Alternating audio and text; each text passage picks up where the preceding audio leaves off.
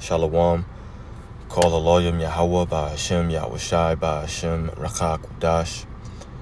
Double honors to our apostles and elders of Great Millstone. Peace and blessings to the elect. Just wanted to make another video going into the financial crisis or economic collapse, whatever you want to call it, that will inevitably happen here in Babylon the Great. So I have this article from Express.co. It says, economists who predicted 2007-2008 financial crisis claims next crash will be even worse. And he's not the first. There have been many other financial experts that have gone into how they believe, based upon the money being pumped into the economy, the overvalued stocks in different markets, and how high the debt is here in America. They've gone into all these different things, and they've talked about how there's going to be some kind of a collapse and how bad it's going to be. This guy's saying it's going to be worse than the crisis that we saw in 2008. Another economist, I brought it out months ago, was saying that this one's going to be worse than the 1929 Great Depression. And back then you had people jumping out of buildings, apartment buildings, committing suicide, just offing themselves, going ballistic because they couldn't take the feeling, the pressure of how much money they were losing.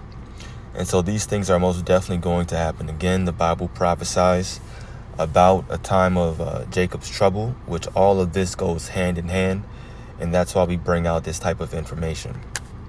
So we'll read a little bit of this article, Salaki, about all the ads. That's what this website does. So we'll jump around and read a little bit of the article and then grab some precepts. So it says, an expert economist who predicted the 2008 financial crisis and the Japanese economic crash of the early 1990s has said that the USA could face another much bigger financial calamity in the future. And we have to hold some kind of significance to when people like this start speaking. Because of course, first and foremost, we know it's prophecy. But two, the Lord, he allows these Edomites to see these things. They know what's going on. This is their world. They can look at the financial markets and the stock market, and they can see these things, look at different indicators. And of course, they mention it, articles are written, and the Lord allows us to come upon it to make videos in order to warn the elect. That's the process of what happens. So yeah, gotta pay attention when these guys talk. Harry Dent claimed last year that the next financial crash, would be the biggest of his lifetime, and has subsequently doubled down on this belief in a new interview. The Mail reported that Mr. Dent has claimed that the next financial crash would be triggered by excessive spending and overvalued markets. Furthermore, he said that this crash would heavily impact the retirement accounts of thousands of Americans and be worse than the recession that struck the USA in 2008. Like that, Mr. Dent said, flooding the economy with extra money forever might actually enhance the overall economy long term, but we'll only see when we see this bubble burst. This bubble has been going for 14 years instead of most bubbles going 5 to 6, meaning this stock market crash, this financial crisis is long overdue. It says instead of most bubbles going 5 to 6, it's been stretched higher and longer. So you'd have to expect a bigger crash than we got in 2008 to 2009. Mr. Dent added that there had not been one bubble in history that had not ended badly, and warned that once again, people would be hit hard by another real estate crash. Oh yeah, this is good too. This isn't the first time there have been warnings about the state of the USA's economy in 2024. Earlier this year, the CEO of JP Morgan, Jamie Dimon, warned that the country's economy was driving toward a cliff. And I made a video, that's the one in the spirit. I made a video on that, must have been earlier this year, a few months ago. So you have all these different financial experts, CEOs, people in positions to where the Lord has given them the understanding to be able to predict the outcome of the economy, to see that there's going to be a financial crisis and explain why. They talk about it, the money being pumped, overvalued markets, so on and so forth. Like I mentioned, the debt here in America. And you can find more detailed articles. This is just one though. And I found 2 other articles where they were talking about Mr. Dent here going into his prediction. So this isn't just one article. It's not fake news, blah, blah, blah, right? You can look it up yourself. But like I mentioned, we talk about this because it goes hand in hand with the time of Jacob's trouble. And Jacob's trouble is an event that's going to happen in these latter days where there's going to be an economic collapse. There's going to be strife. There's going to be fighting. There's going to be a huge calamity, right? There's going to be famine and pestilences in diverse places, as we're going to read. Earthquakes, all these things, they go hand in hand with what the Bible calls Jacob's trouble. And this world would call it a collapse, a crisis, a depression, so on and so forth, right? So when we read here in Matthew 24, verse 3, it says, "And as he sat upon the Mount of Olives, the disciples came unto him privately, saying, Tell us, when shall these things be? And what shall be the sign of thy coming and of the end of the world?" And of course, these are the disciples of Yahushua asking him, okay, so you're coming, the world is going to be destroyed, this current age is going to be destroyed, right? What's going to be the signs of these things? The downfall of the society. Verse 4, "And Yahushua answered and said unto them, Take heed that no man deceive you.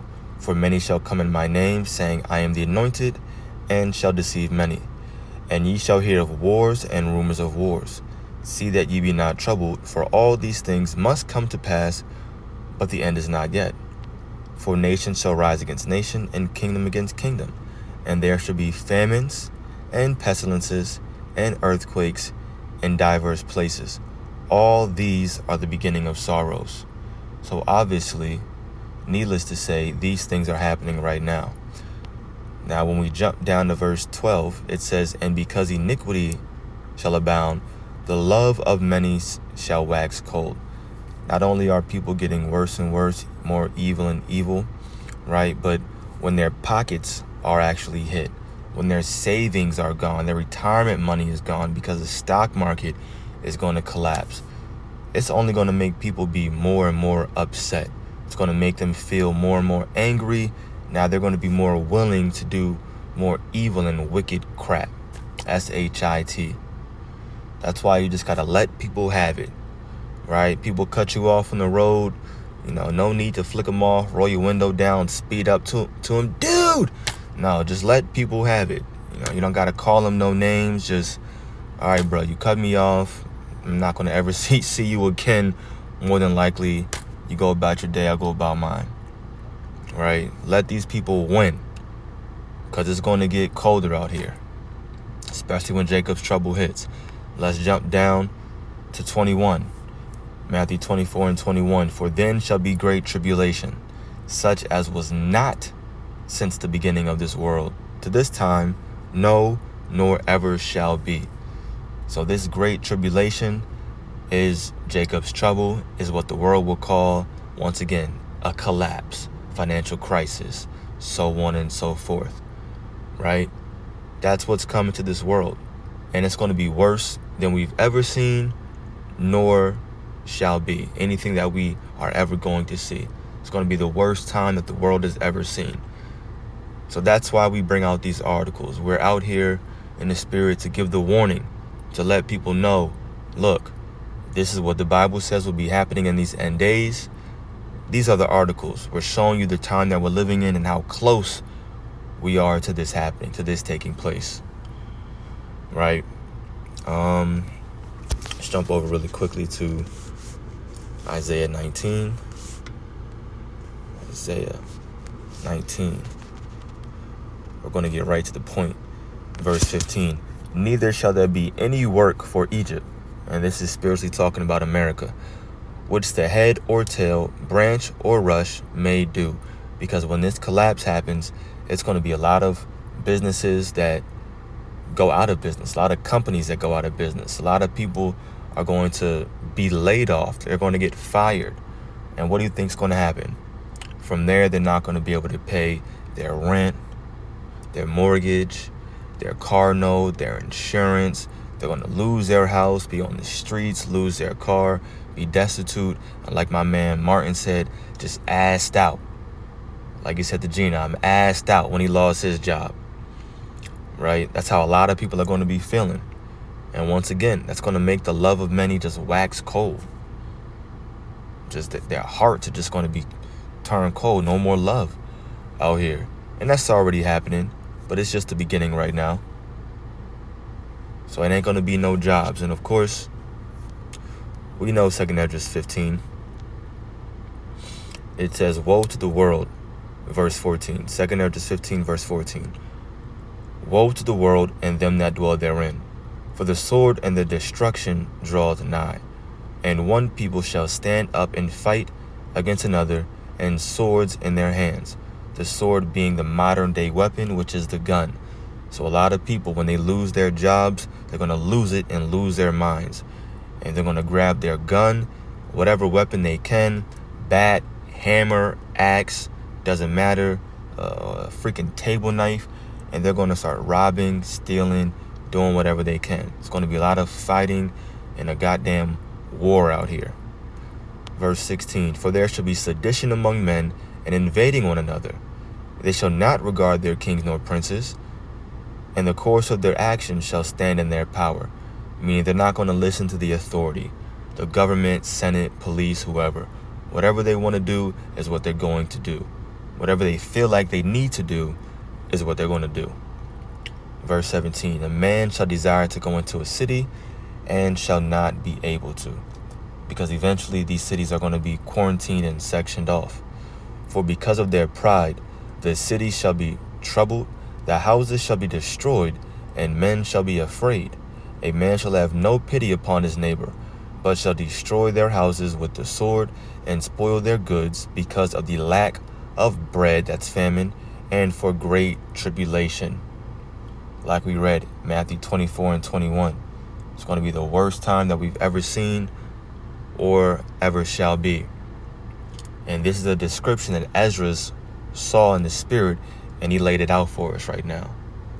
So as Esdras paints that picture, all we do is we read it as well and do our best to also paint that picture the best that we can. Some brothers get dreams, some Akwath get dream as well, right? And these things are shared to let the elect know, look, these are potentially things that could be happening, and very, very soon, right? So with that being said, just wanted to bring out this article, obviously to go into this time of Jacob's trouble. So I'm going to give all glory, praise, and honor to Yahweh, Ba'ashem Yahushai, Ba'ashem Rakakudash. Double honors to our apostles and elders of Great Millstone. Peace and blessings to the elect, and Lord's will this was edifying to the elect. Shalom.